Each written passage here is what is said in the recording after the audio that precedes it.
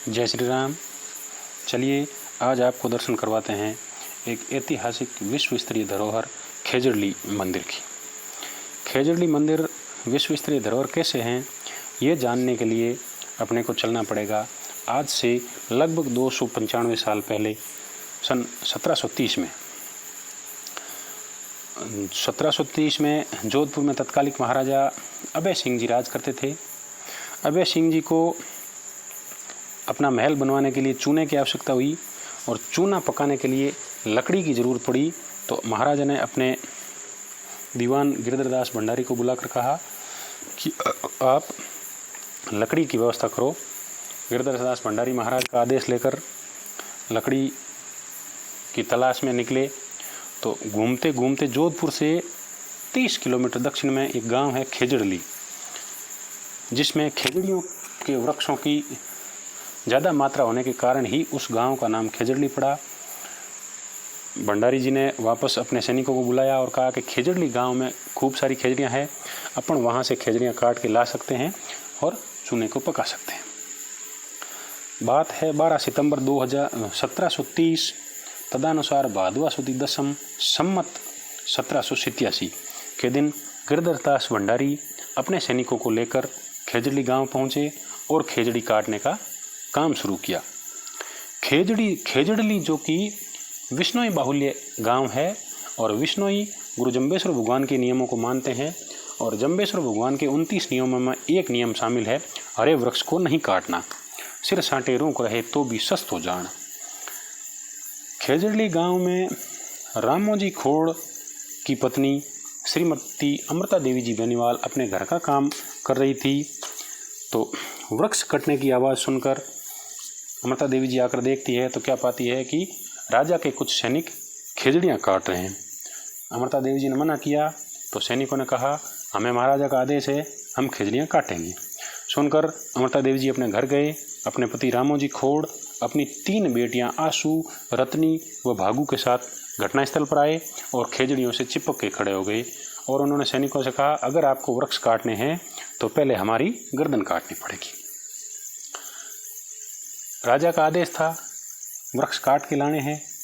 सैनिकों ने अमृता देवी की गर्दन काट दी। अमृता देवी के बाद उनके पति भी शहीद हो गए और उनकी 3 बेटियां भी शहीद हो गई। इतने में हो अल्लाह सुन के गांव के लोग आए तो वो देखते हैं कि अमृता देवी जी शहीद हो चुके हैं, उनके पति और 3 बेटियां भी शहीद हो चुकी है और राजा के जो सैनिक है वो खेजड़ियाँ काट रहे हैं। तो गांव के लोग भी चिपकने लग गए वृक्षों से। उन्होंने भी आंदोलन कर दिया, हम चिपक जाएंगे लेकिन वृक्ष नहीं काटने देंगे। राजा के सैनिक उन लोगों को भी काटने लगे। तो गांव के लोगों ने अन्य गांव में संदेश भिजवाया कि यहाँ पे ऐसा ऐसा नरसंहार चल रहा है और आप तुरंत पहुँचो। तो अन्य 84 गाँव से लगभग 363 लोग, जिनमें से 69 महिलाएं व 294 पुरुष थे, वहाँ पहुँचे व शहीद हो गए।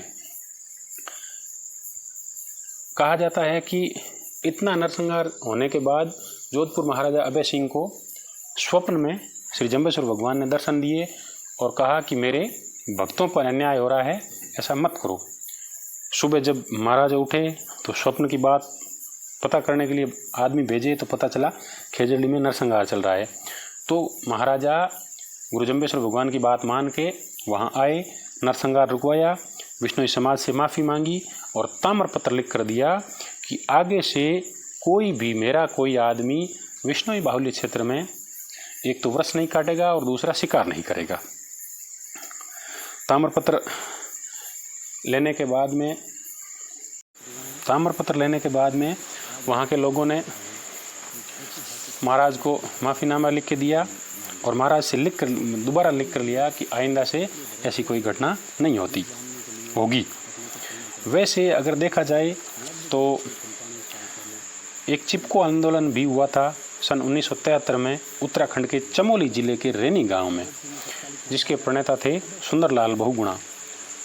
कहीं ना कहीं सुंदरलाल बहुगुणा भी गुरु जंबेश्वर भगवान के इस आंदोलन से वाकिफ थे और प्रेरणा लेकर उन्होंने भी ये आंदोलन शुरू किया था। और आज ये वृक्ष विश्व का एकमात्र वृक्ष व पर्यावरण मेला है, जिसे हम खेजड़ली मेले के नाम से जानते हैं। विश्नोई समाज एक ऐसा समाज है जो पशुओं को भी, पशु पक्षियों को भी अपने पुत्रवत प्रेम करता है। सिर्फ खेजड़ली ही नहीं, अन्य कई गांवों में भी, जैसे तिलवासनी है, मेड़ता के पास एक गांव है वहाँ है, और भी कई लोग वृक्षों के लिए शहीद हो चुके हैं। और वन्य जीवों के लिए तो कई लोग, जैसे नोखा में हुए अपने निहाल चंद जी धारणिया, लोहावट में बीरबल जी खीचड़, एकलखोरी में गंगाराम जी विश्नोई, नेहड़ा पाली में एक भाई और शहीद हुए थे। अन्य कई लोग शहीद हो चुके हैं प्राणी मात्र की रक्षा के लिए। और वन्य जीवों को विश्नोई लोग अपने पुत्र की तरह मानते हैं। उनके जहाँ विश्नोई बाहुल्य इलाका होता है वहाँ वन्य जीव, हिरण है, नीलगाय है, मोर है, स्वच्छंद घूमते हैं, उनको किसी तरह का डर नहीं रहता है। अपने उनके घरों में तक आते हैं। विश्नोई माताएं उनके बच्चों को पुत्रवत प्रेम करती है, अपने पुत्र की तरह दूध पिलाती है। ये तो था खेजड़ली का एक छोटा सा इतिहास। अब खेजड़ली में जहाँ वो लोग शहीद हुए थे वहाँ एक शहीद स्मारक बना हुआ है। उसकी एक खासियत है कि वहाँ की मिट्टी आज भी लाल है और उस मिट्टी पे घास नहीं उगता है। वहाँ पे एक छोटा सा तालाब है जो आजकल पक्का कर दिया गया है, जिसको जाल नाडिया नाम से कहते हैं। वहाँ पे आज भी हमारे समाज के लोगों की, मोजीज लोगों की पंचायती होती है और समाज का कोई अच्छा काम करने के लिए वहाँ से संदेश जाता है। और खेजड़ली जो मेला है वो 1978 में मेला शुरू हुआ था और आज तक चल रहा है। खेजड़ी को भी राजस्थान का राजकीय पेड़ 1983 में घोषित कर दिया गया था आज तक। और अब तो कलेक्टर ने खेजड़ली मेले के लिए छुट्टी भी घोषित कर दी गई है भादो सुदी दशमी को। तो ये था एक छोटा सा मेरा प्रयास खेजड़ली का इतिहास बताने का। जैसा मेरी समझ में आया मैंने बताया। अगर भूल हुई हो तो छोटा भाई समझ के माफ़ करना। जय श्री राम, जय श्री राम।